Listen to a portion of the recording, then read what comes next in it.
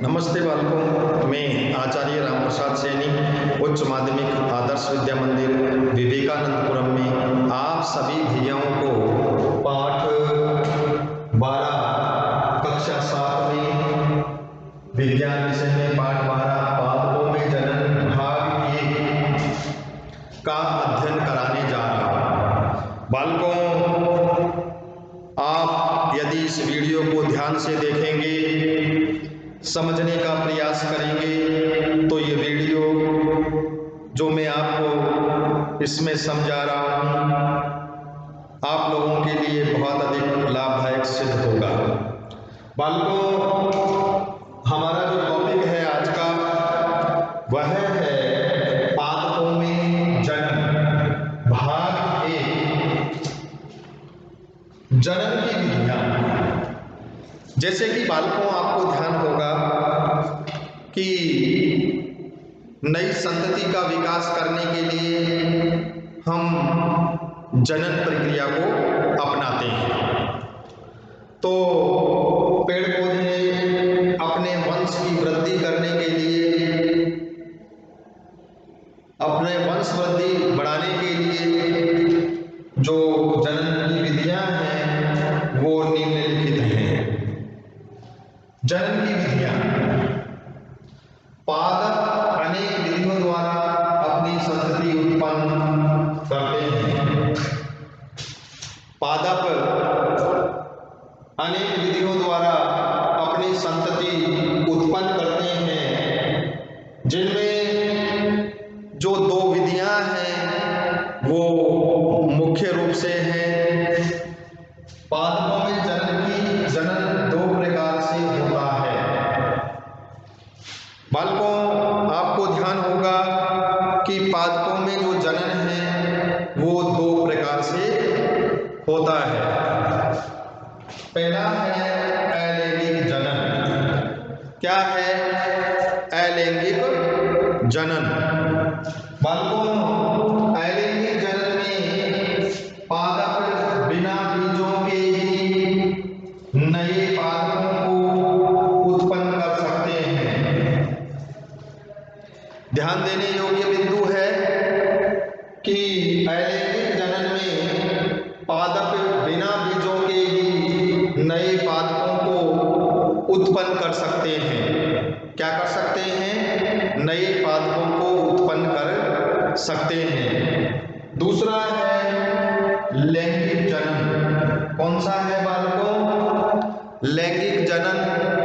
लैंगिक जनन के बारे में हम समझेंगे कि लैंगिक जनन में नए पादप बीजों से प्राप्त होते हैं। किससे प्राप्त होते हैं? बीजों से प्राप्त होते हैं। लैंगिक जनन में नए पादप बीजों से प्राप्त होते हैं। किनसे प्राप्त होते हैं? बीजों से प्राप्त होते हैं। बालकों, पादप अनेक विधियों द्वारा अपनी संतति उत्पन्न करते हैं। इनमें जनन 2 प्रकार से होता है, एक तो लैंगिक जनन और एक अलैंगिक जनन। जबकि अलैंगिक जनन में नए पादप बीजों से प्राप्त होते हैं। अलैंगिक जनन में नए पादप बीजों अथवा बीजाणु के उपयोग के बिना ही उगाए जाते हैं। जैसे इसमें है कायिक प्रवर्धन। जैसा कि बालकों आपको ध्यान में होगा, कायिक प्रवर्धन यानी काया से काया को पैदा करना कायिक जनन कहलाता है।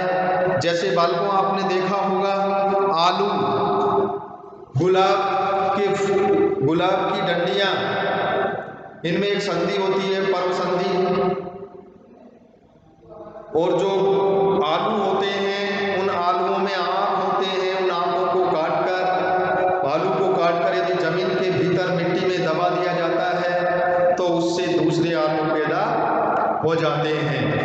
ऐसे बहुत सारे उदाहरण हैं जिसमें पादप के मूल, तने, पत्ती अथवा कली, मुकुल जैसे किसी कायिक अंग द्वारा नए पादप प्राप्त किए जाते हैं। उसे हम कायिक प्रवर्धन कहते हैं। जैसे हम एक आलू लेते हैं, आलू को यदि आपने देखा होगा, आपकी माताजी बाजार से जब आलू लाती है उसको टोकरी में रख देती है, 2-4 दिन बाद देखते हैं कि आलू में छोटे छोटे अंकुरण, आँखें हमें दिखाई वाइट वाइट से आँखें दिखाई देते हैं।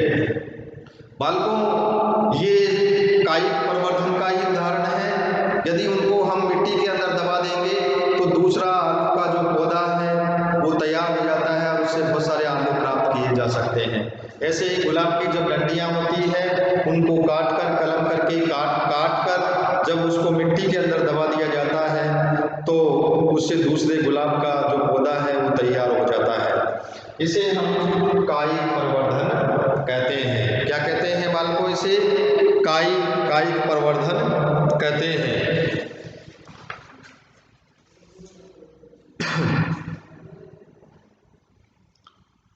अब जैसे इसमें बहुत सारे उदाहरण हैं, आलू है, गुलाब है, पत्थर चट्टा है। आपने देखा होगा पत्थर चट्टा जो पौधे होते हैं उनकी पत्तियों पर कुछ आँखें से होते हैं, नए पादप होते हैं और उनको जब मिट्टी में दबा दिया जाता है तो उससे दूसरे पौधे और तैयार हो जाते हैं। तो पत्थर चट्टा ये भी कायिक परिवर्धन का ही उदाहरण है। आलू के अंकों को जब मिट्टी में दबा दिया जाता है तो नए आलू प्राप्त हो जाते हैं, ये भी कायिक परिवर्तन का ही उदाहरण है। ऐसे ही हम मुकुलन के बारे में हम पढ़ेंगे। आपने पहले इसके बारे में भी पढ़ा जिसमें केवल सूक्ष्मदर्शी द्वारा ही देखा जा सकता है, इष्ट और खमीर।